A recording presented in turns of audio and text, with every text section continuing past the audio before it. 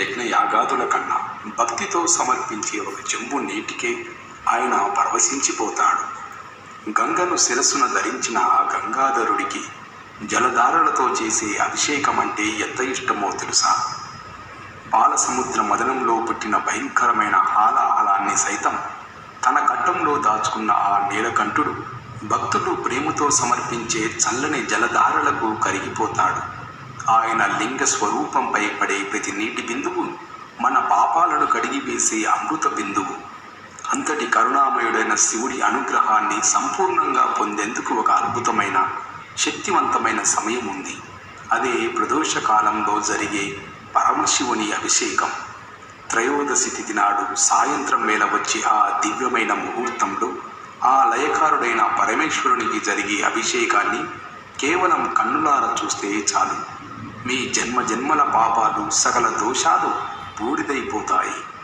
ఇది కేవలం మాట కాదు, శాస్త్రం చెప్పిన ప్రమాణం.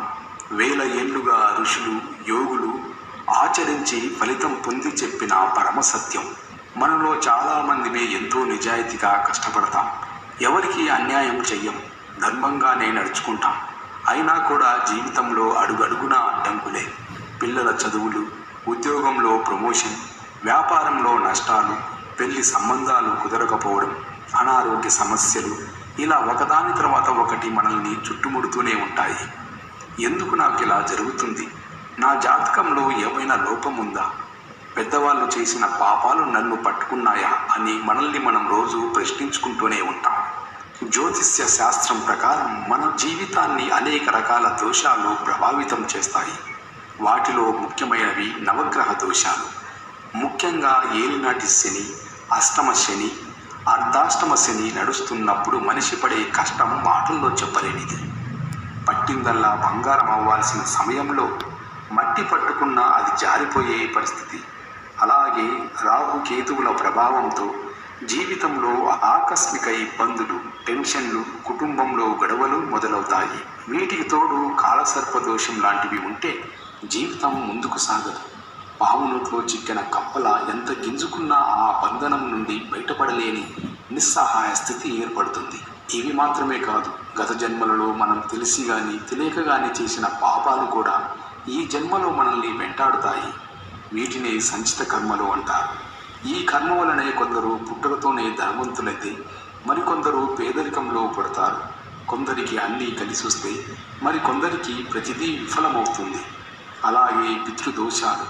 మన వంశంలో ఎవరైనా పెద్దలు సరిగ్గా కర్మకాండలు జరగక అకాల మరణం చెందితే వారి ఆత్మ శాంతించగా ఆ ప్రభావం వారి పిల్లల మీద పడుతుంది అని అంటారు. దీనివల్ల సంతానం కలగకపోవడం, తరచూ అనారోగ్యాలు, ఇంట్లో అశాంతి వంటివి జరుగుతాయి. ఈ దోషాలన్నీ ఒకదానితో ఒకటి ముడిపడి ఒక కంటికి కనిపించని శక్తిలా మనల్ని వెనక్కి లాగుతూ ఉంటాయి. మన ఆత్మవిశ్వాసాన్ని దెబ్బతీస్తాయి. ఇలాంటి పరిస్థితుల్లో మనకు కావాల్సింది కేవలం మన ప్రయత్నం మాత్రమే కాదు, దానికి మించిన ఒక దైవికమైన సహాయం. ఈ కర్మల సంఖ్యల నుండి విడిపించడానికి ఆ పరమేశ్వరుడు మనకిచ్చిన అద్భుతమైన వరం ప్రదోషకాలం. ఈ సమయంలో చేసే పూజ, అభిషేకం మన సమస్త దోషాలను కడిగి పారేసే శక్తిని కలిగి ఉంటుంది. అసలు ఆ సమయానికి అంత శక్తి ఎలా వచ్చిందో తెలియాలంటే మనం ఒకసారి పురాణాల్లోకి వెళ్ళాలి. ఒకానొకప్పుడు దేవతలు, రాక్షసులు అమృతం కోసం పాలసముద్రాన్ని చిలకడం మొదలుపెట్టారు. మందర పర్వతాన్ని కవ్వంగా, వాసుకి అనే సర్పాన్ని తాడుగా చేసుకొని